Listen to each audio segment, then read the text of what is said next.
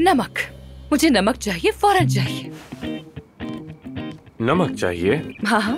होगा शायद, लेकिन मुझे खाना बनाना है।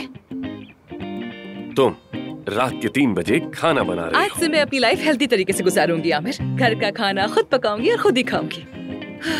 क्या बताऊं तुम्हें, जेल ने मुझे बदल के रख दिया। मेरे पास वहाँ सोचने का बहुत वक्त था, इसलिए मैंने अपने बारे में बहुत कुछ सोचा, अपनी लाइफ के बारे में सोचा। और इसलिए अब से मैं अपनी लाइफ का मयार बेहतर बनाऊंगी, अपनी रूटीन दुरुस्त करूंगी, जिसमें सबसे पहले मैं हेल्दी खाना बनाया भी करूंगी और खाया भी करूंगी। और इसकी शुरुआत मैं नमक से कर रही हूँ। मेरी हेल्दी लाइफ का पहला स्टेप नमक होगा।